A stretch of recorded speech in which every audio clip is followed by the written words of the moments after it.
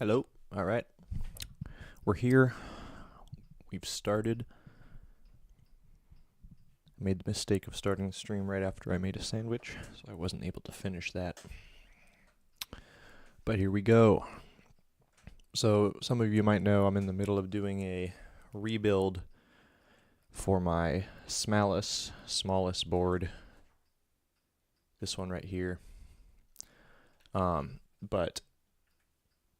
And I was assuming that I would do the next stream as part of taking that apart in the next series of rebuilding that keyboard. But instead, I think I'm going to do something different in between. As you might see from the title, this is going to be a typing on every keyboard I own stream, and probably a video too I'll do. But I can show you the switches. I finished lubing those cherry browns that are going to be going in the smAllice. So those are out of the way now, ready to go on the board.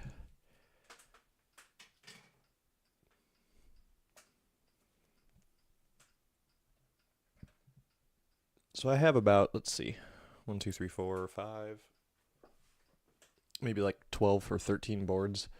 So this shouldn't take too long, but I'd like to go through each one and kind of talk about it, about what I've done to each one, what I like about them, and why I still have them in my collection. So what I can do here, we'll do little typing tests for each one. I'll pull up monkey type. I wonder how we should order them. I guess we'll just go randomly. I'll start with this one because I have it plugged in and everything. This is my Alps MCL 101. The reason why I bought this board is because it popped up on eBay and I didn't recognize it. It looked a lot like if you're familiar with the Dell AT101, which is another Alps board, but by Dell. It has a very similar kind of shape. The side profile has this almost like curve line to it where it kind of slopes up. So it's similar to that, but it's not quite the same. And actually you can see the branding on it is Alps, which is interesting because that's the switch that's in it. I hadn't seen any other Alps branded boards. So this has, I believe, what are they? They're clicky Alps of some sort. They might be black Alps, if I'm remembering correctly. Yeah, so they're clicky black Alps. I have, when I first got the board, the spring noise, as it is usually commonly found on lots of Alps boards, was pretty bad. There was a lot of pinging sound. So I took all the switches apart and just took the springs out and lubed those. So it has that mod to it, and then additionally, of course, this is not the original color it came in. It was a more traditional kind of tan that a lot of these vintage boards come in, but I painted it blue. I think it looks nice with the keycaps. Alright, so I'll do a typing test. Again, these are clicky black Alps that have had their springs lubed, and the stabilizers on the keyboard have also been lubed.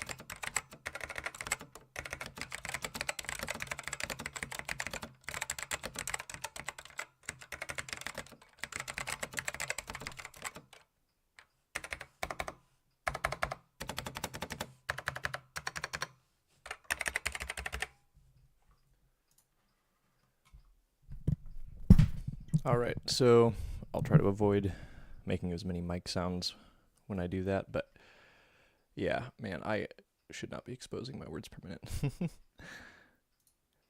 When I normally do just like typing tests for sound, I don't worry about the accuracy too much, so I don't backspace every word, but yeah.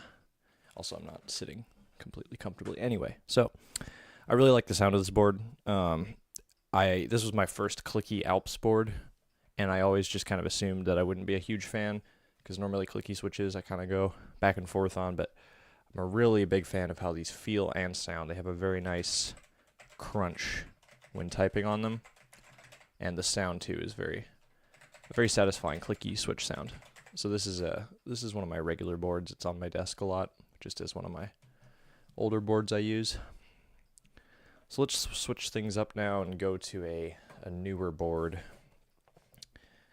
Since I've got this one plugged in here too, let's just do this one. This is my Stacked 60 from Canon Keys. I don't want to be stretching the cord that much, but that's just how it's going to be, I guess. All right.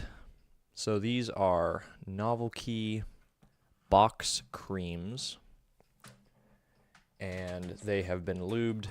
They have not been filmed, and then I'm sure they've been spring swapped. I think with a lighter spring, if I remember their TX long springs, maybe like 57 grams. And this is probably my most broken in board. It's the one I type on the most. It's the one I use for gaming. So the switches are definitely more broken in than other keyboards. And I recently did a switch rotation on this board. So I took them all out, desoldered it, shuffled them around, put them back in. Didn't re-lube or anything, but just organized them there. All right, so I'll do a typing test for this one as well. All right, what do we got here? Repeated test? No thanks. Okay.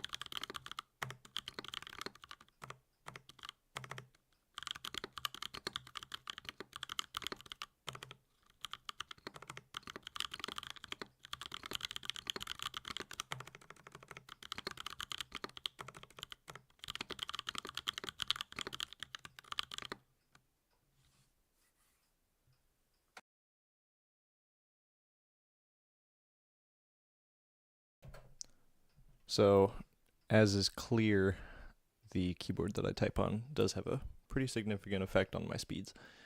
So this is a board that I'm a lot faster on, clearly. But yeah, this one sounds great, and it has, just so much life on it that it's just going to keep sounding better over time. That's the way that Novel Key creams work.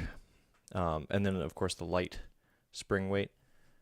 I chose that specifically for this board because it was one that I'd be gaming on, and it makes for a nice typing experience too, very effortless. But for the most part, this is just a beater board. It's not super clean or anything. It's my daily driver, so to speak. All right, so we'll switch out and do another vintage board now. I will be right back once I have that plugged in.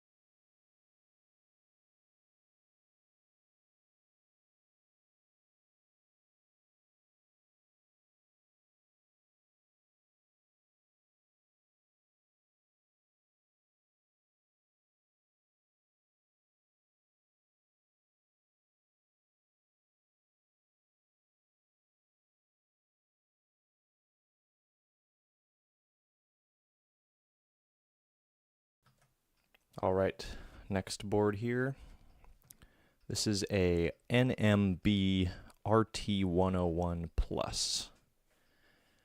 Pretty common vintage board. What makes this one less common is the switch that it has in it. So, for the uninitiated, these are Space Invaders switches. So it's a unique type by High Tech, I believe. High Tech Series 725 switches. They're unique in the sense that the top housing is also the slider, so the keycap actually mounts directly onto the slider. These are gray Space Invaders, and what that means is they are tactical, non-clicky tactical switches, and they are among the rarer varieties of switches you can find in these boards. Most of the time you'll see them in either clicky or linear configurations, so to see them in a tactile. That's why I bought this board at a used electronics place. Kind of a lucky find there. These boards sound and feel kind of odd. I'll talk about it more after, but I'll do a sound test right now.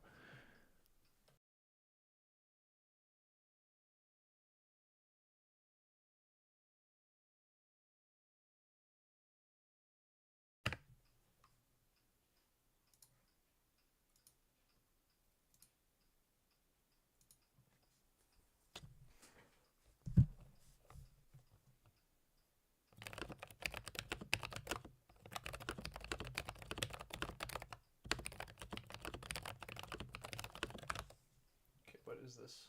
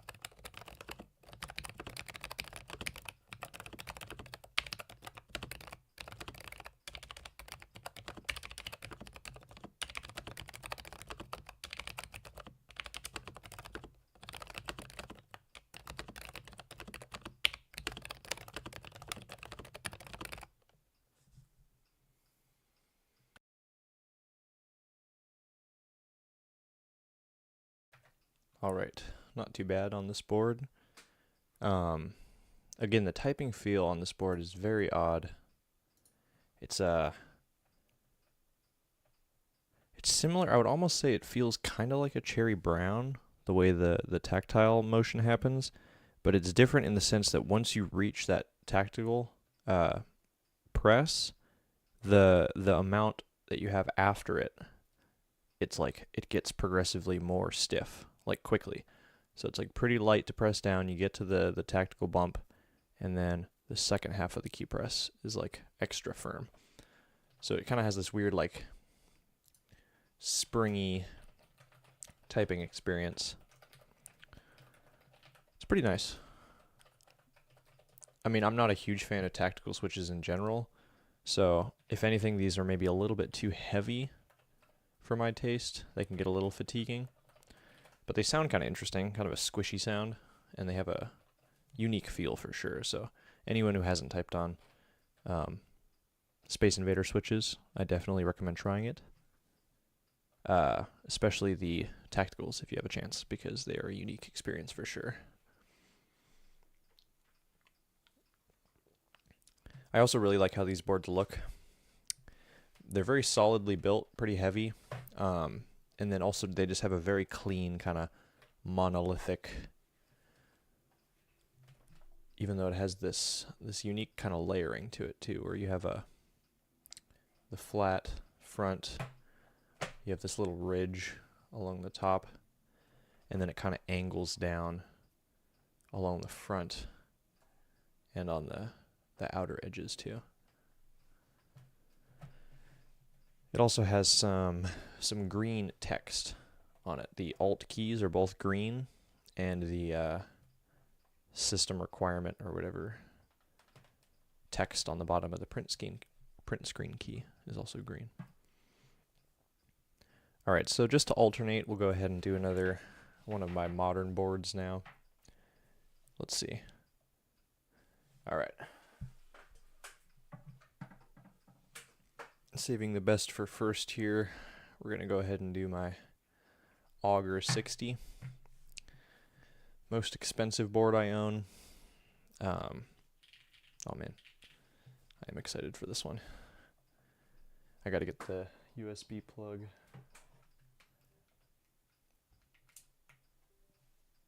Alright. And just some background, these are Novelty Dream Creams, I think they're called. They're the, I believe, just regular Novelty creams that have been broken in, like something like 600,000 times, 500 or 600,000. So they're a little smoother than the stock cream switch. And they've been lubed, filmed, actually no, not filmed, lubed, and then I think I spring swapped these as well with TX long springs. This is GMK Posh. Alright, let's do a sound test.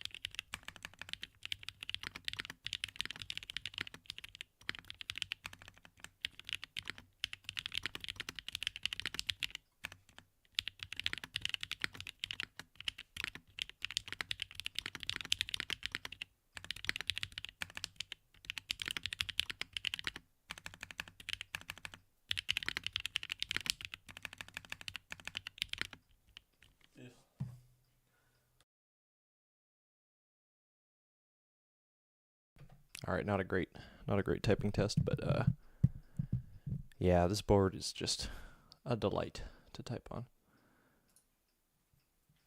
It's just so the half plate and then the gasket mount, of course. That's what contributes to this amount of flex you get out of the board. Very bouncy. Very nice. Alright. So that's my Augur 60. We'll go ahead and do a couple more vintage boards now, because my ratio of vintage boards to new boards, mostly old ones. So I will be right back after I get another one plugged in. Just 1 second.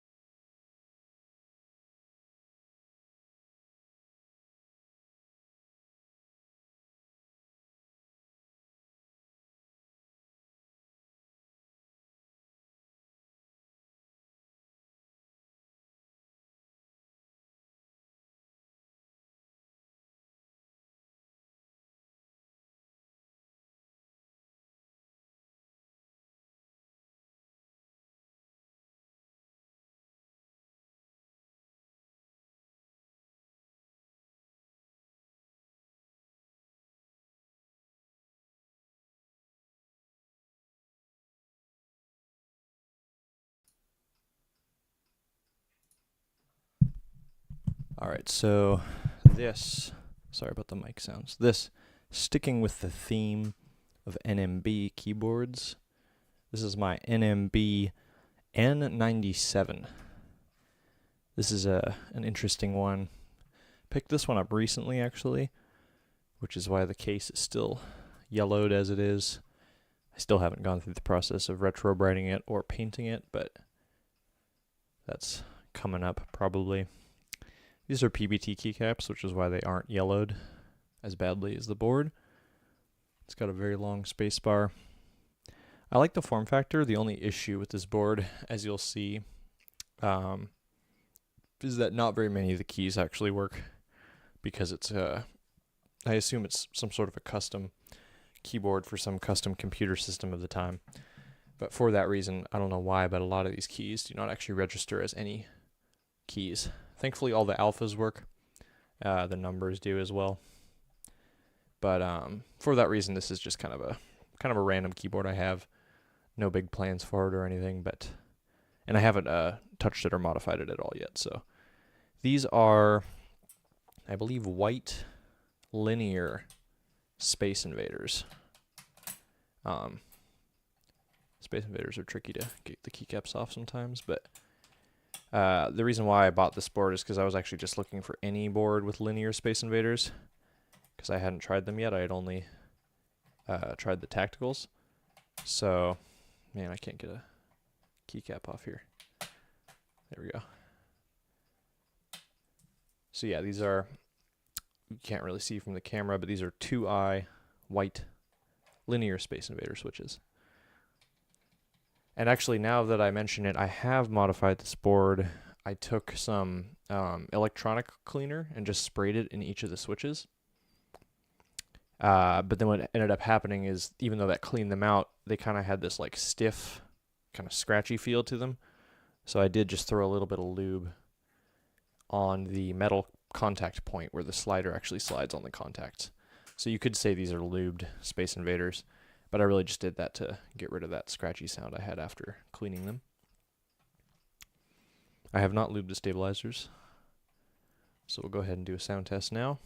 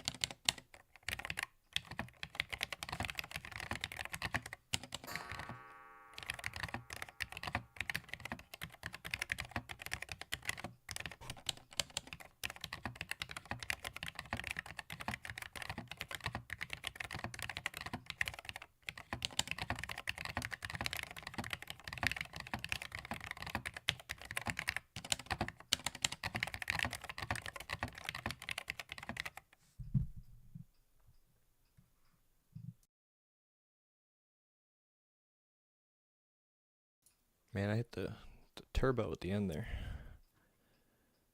Yeah, these are very nice feeling switches. That's what I was hoping for out of these, the linear Space Invaders. They have a very, similar to the tactiles in the way that they start off very smooth on the key press, and then as you get closer to the bottom, it weights up a lot more. So they're unique feeling compared to like MX style switches. I don't know much about this board otherwise. I didn't see very many for sale on eBay, and I saw a few different varieties too, if I recall. So again, this is an NMB N97, and I got it pretty recently. I might end up painting the case. I think I will at some point. But for now, just kind of, it's a keyboard in the collection. So we'll go ahead and do another keyboard now. I'll do something a little more unique. It'll be another vintage board. I will go hook that up right now. Just 1 second.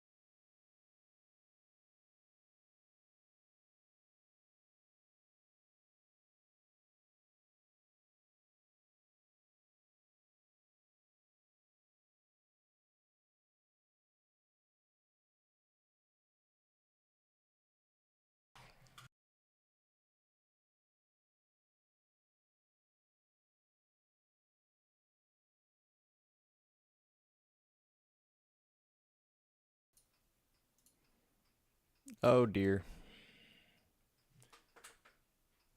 Just 1 second now, folks.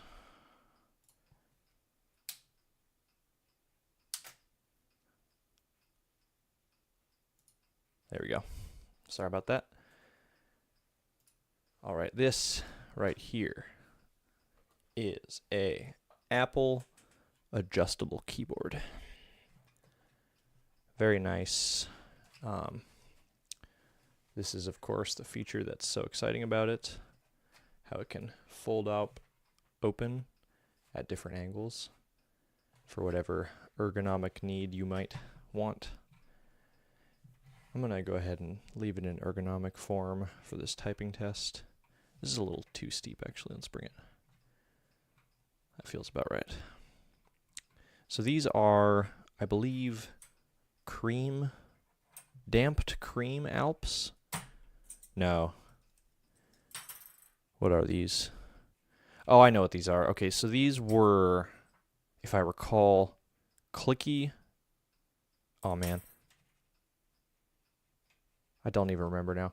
These were either tactical or clicky Alps that I have converted into linear Alps by removing the either click leaf or tactical leaf.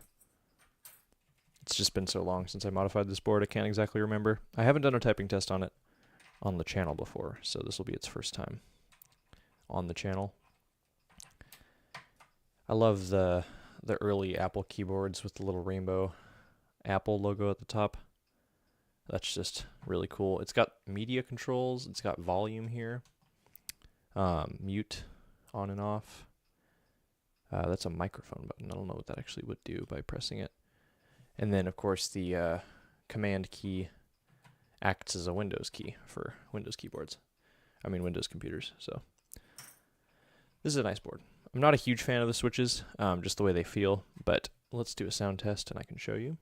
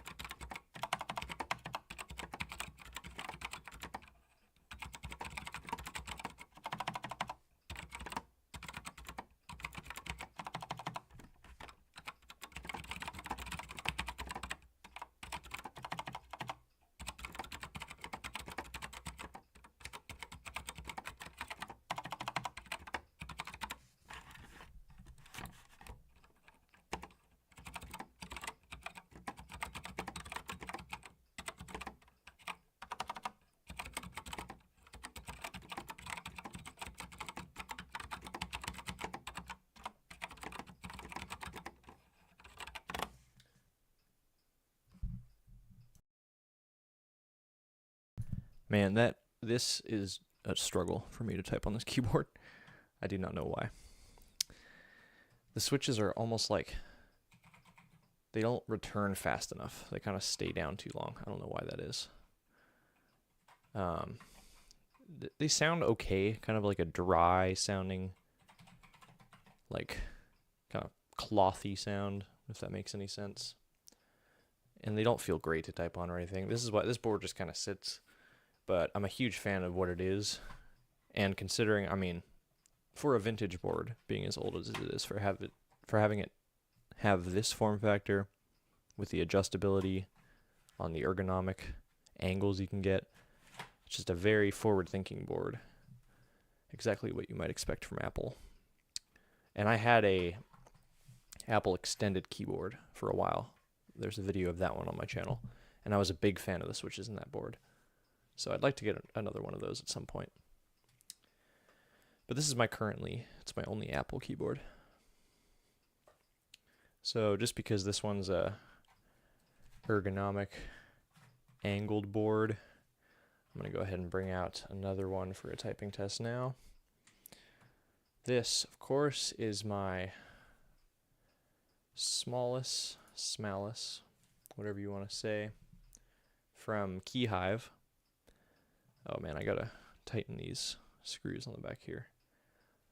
I love the frosted acrylic look on the back here. It's very nice. So these are currently just HHH1 linears, which, if I remember correctly, are supposed to like replicate vintage cherry blacks, is what their goal is. So let's do another typing test on this before I change out the switches to browns. So again, these are HHH1 linears, lubed, filmed, spring swapped. This is GMK Future Funk, and this is a Keyhive smAllice.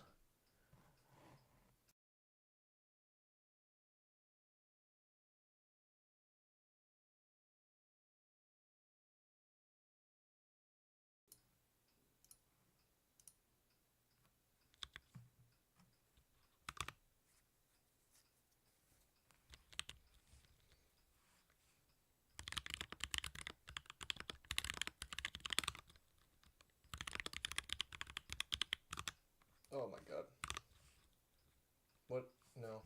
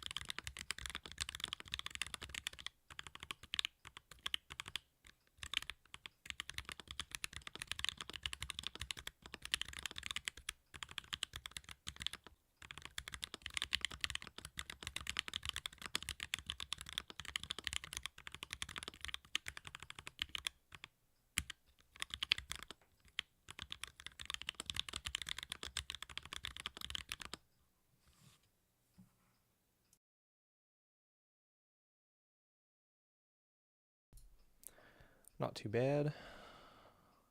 I do like how this keyboard sounds now. It has a nice kind of clacky, linear sound. But I think the browns that we're putting in it will make a nice improvement. So, there's that. All right, just checking out my stream real quick. Okay, everything looks okay. So that is, there goes my phone. That's my second custom keyboard that I own. I'll just go ahead and show this one now because I'm not going to be able to do a typing test on it. This is my SK Ergo from, man, I forget who actually makes this board, but currently naked, no keycaps. I took the set that was on it and put it on a board that I was making for a friend. So it's currently without keycaps. I need to order some new ones. I might just go with some generic white on blacks maybe. I'm a really big fan of how this board looks as a like a 2-layer, whatever you want to call it, just very simple kind of exposed electronics build. Man, I forget, what do they actually call? Because you had to solder these individual resistors or whatever, capacitors. I forget what the name of that type of board is, but I had a lot of fun building it. It was one of the first custom boards I built. Of course, I went with these C3 tangerines. I think I rebuilt this board, actually. I might have started with, like, I think it was those Zelios from Zeal PC, the tactical ones. That was what was in this board beforehand, and then I rebuilt it with these tangerines at one point. They're very smooth. These are definitely 67 gram. That's what I went with most of my switches at the time. I'd like to type on this again. I just need to get some keycaps for it. But I do miss that board. Alright, so after this Apple one, we'll go ahead and pull out another vintage board. I will be right back while I go grab one. Just 1 second.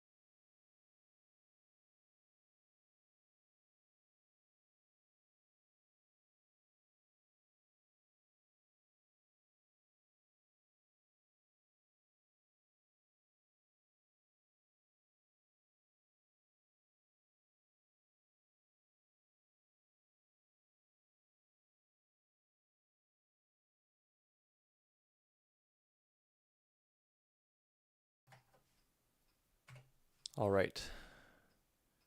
So next, this is a Canon AKB-200, if I recall. I had been looking for a Canon branded keyboard for some time, just because I'm a fan of Canon myself. The footage you're seeing currently is being produced by a Canon. So to find one with linear Alps, too. These are green Alps. I think this was my first experience with just straight up linear Alps, because I had bought tactical Alps before that I had linearized, and I did that for a while with a few different boards. So this is my first time with just straight up from the factory linears. I'm a fan of how they feel and sound. Very nice. This is a, what is it called? AT layout keyboard. So the F keys are on the left side here. No Windows keys. Big ol' spacebar. Actually, oddly enough, the only key that is stabilized on this keyboard is the spacebar, because all the other normally stabilized keys are these kind of strange double unit, single unit things. Kind of unique in that way. I'm going to go ahead and fold the feet out for this, just because I like that angle a little bit more. There we go. That's nice. Alright, so this is a Canon AKB-200. The switches are stock, except the springs have been lubed to remove that pinging sound you get. Alright, let's do a sound test.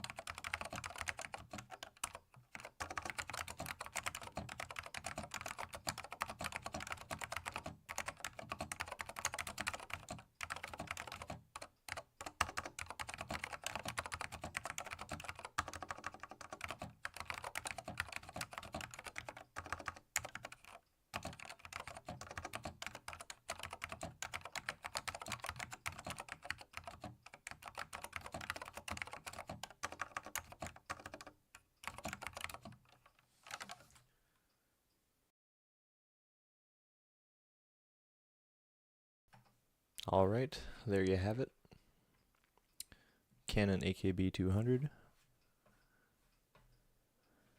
I like how it feels. The linear Alps are nice. I mean, yeah, this is just a pretty much just a decent Alps board. I don't type on it very often. I did make that video on my channel relatively recently of this keyboard when I got it.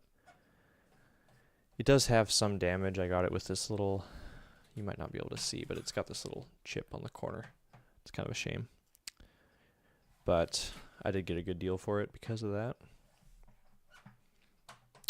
So there's another vintage board. Let's go ahead and bring out one more. Well, actually, we've got a few more, but let's bring out another. Allow me 1 second to go plug that in.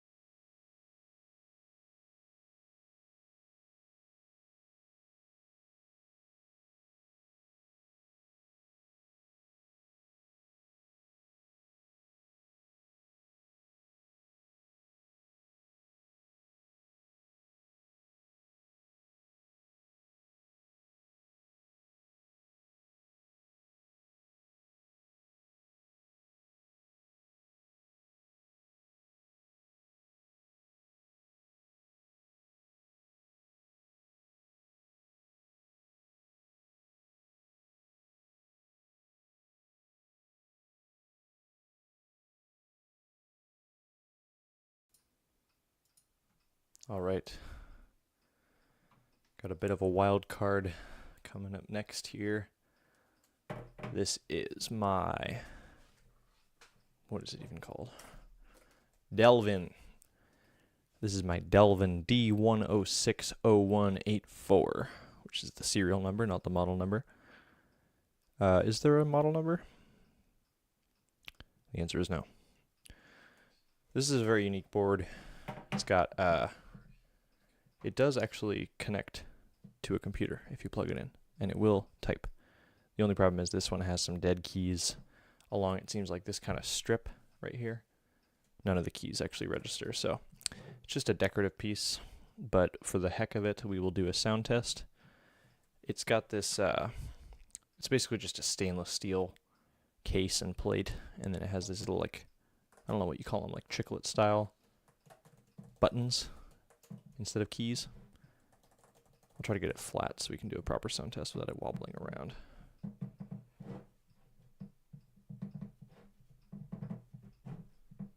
Okay, this is not good. There we go. All right. This is the Delvin something or other.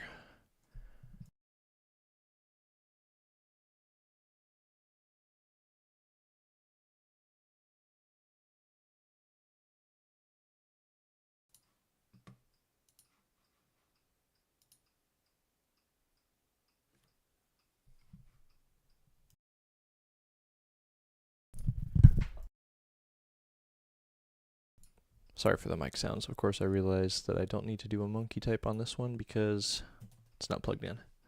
But I still need the mic over there. What am I doing?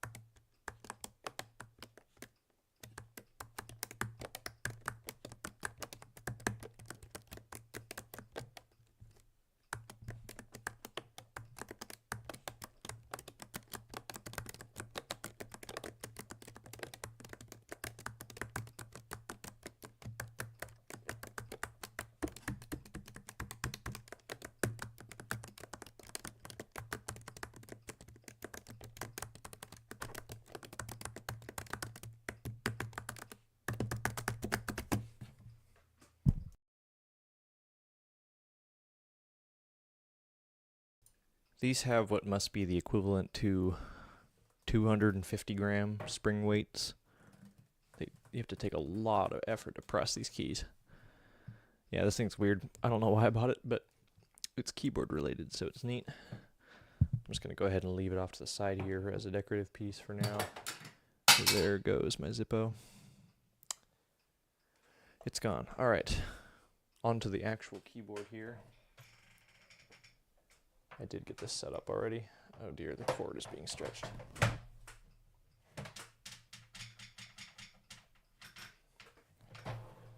Okay, this is an IBM Model M. For those of you who are unfamiliar, it is a buckling spring keyboard. I've had this one. This is the first vintage keyboard I ever bought. Was this IBM Model M. So I have that connection to it. It's just been in the collection forever. Obviously, this thing is a unit with 24 F keys on the top, an additional 10 over here. You have the full, whatever even you call this here, and then a numpad as well. So this thing's massive. I think it's an 122 key if I'm not mistaken. And of course, buckling spring gives it a very unique feel and sound. I will give you a demonstration of that now. Does this actually work to meet my... Nope, okay, that did the desktop audio. All right, 1 second.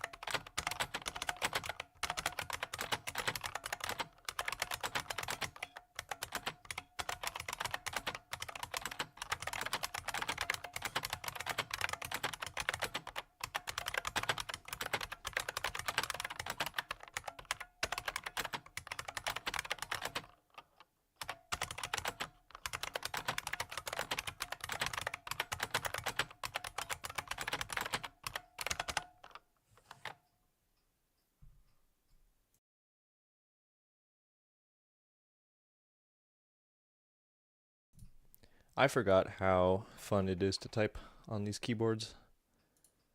These buckling springs just feel great, man. They're very light. They have a very nice click. I gotta type on this thing more often, dude. This thing is wonderful. I used to have it on the desk basically constantly because I would use all the 24 F keys. I would like bind F13 through 24 to custom like voice mod stuff. So it's good to be typing on this thing again. Feels good. And then of course that unmistakable buckling spring sound you get. Very nice. Alright, I've got a couple boards left.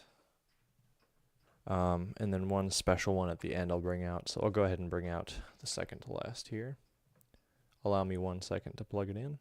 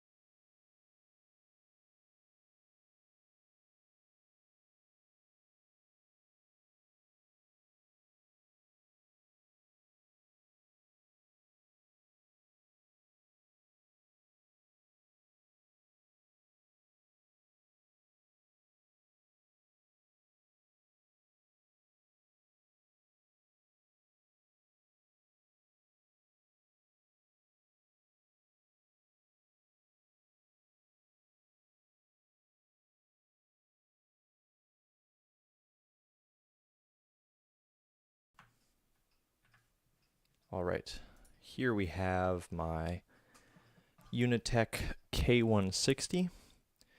This board was featured recently in a few of my videos.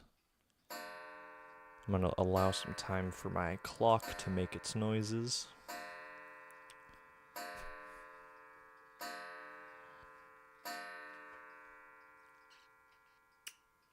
So this is a Cherry MX powered keyboard. The switches that are in this right now, of course, are the original Cherry MX blacks that came in it. They have been lubed, filmed, and spring swapped. Just a proper treatment. Stabilizers have been lubed. These are the original keycaps. Unitech K160. Here's the sound test.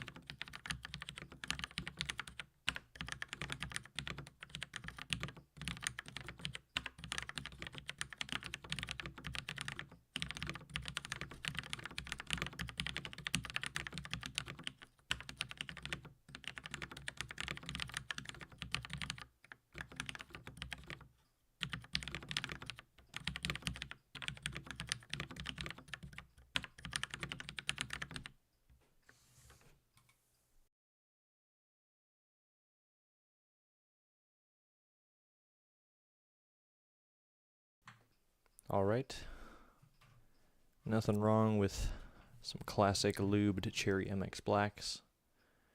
Perfectly great feeling switches. I'm happy I went with a lighter spring weight. These are very easy to press, snappy, decent sounding. I mean, of course, you can't get around the mediocre build quality that these Unitech boards have.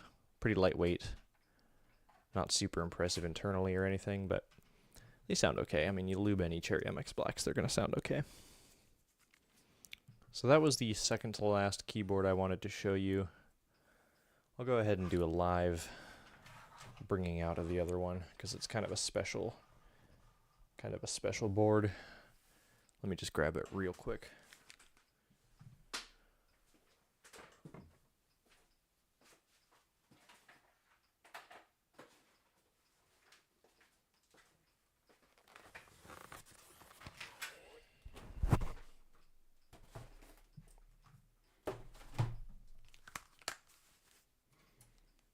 So this is, you'll see in 1 second.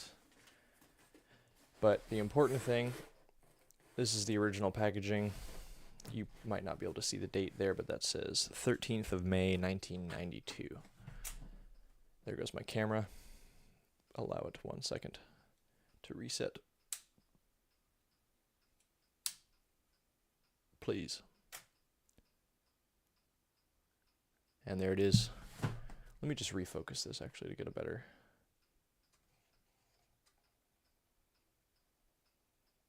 No, not that much, please. Just come back now. No, not that far. Can you, come on now. That's no good. Okay, let me drop the shutter speed. Sorry about this, folks. There we go. Okay. So attached to this box here is a memo. It says memo there. To Scott Whitfield, subject, returned equipment. 2 FTM patch panels, keyboard overlays, rest of 101 keyboards.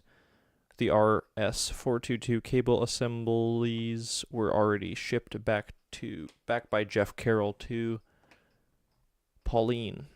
Signed, Bonnie Rogers. This is the Dallas Morning News, 1993, dated. A little bit of history there. And then, of course, on the inside, under this piece of cardboard, is a new inbox, mint condition, 1992 NMB RT101 Plus Intel. The Intel part there is key. So, like my other NMB RT101 Plus, this has gray Space Invader switches, so the tactical ones. But what makes this unique is, of course, the fact that it's completely original, brand new cable wrap and everything. And then the 101 Plus Intel there, it says. Now, I don't know much about it myself, but from what I've seen from just shopping online, I have not been able to find another 101 Plus Intel. I've only seen 101 Pluses. And at first I thought that meant that it just has the tactical switches, because I know that the grays were a more rare option to get. But I found another just regular 101 Plus that had gray switches. So that proved me wrong there. So I'm not totally sure what the whole Intel part of the model name is, but this is one of my prized possessions here, just it being the only new in box condition vintage board that I have. So I try to keep it in pretty good shape. So I won't do a sound test on it because we already did one of the other almost identical board, but just wanted to show that off because this is part of my collection. So there you have it. That was all of my keyboards that I currently own that are able to be plugged in and type on. Of course, except for this guy. But technically I could plug them in and type on them if I wanted to. It just has some dead keys, as I mentioned. So, again, thanks for watching. This was just kind of a bonus stream I wanted to do before we finish the smAllice build. Of course, these are going to be swapping out the switches in this board soon, and I'll do that on stream for the next stream. So that's coming up. Thank you for watching. If you are here for the stream or watching afterwards, I will probably turn this into some sort of a video. I might go through and edit it. But yeah, thanks again for all the support. Thanks for watching. And I'll see you in the next stream or video.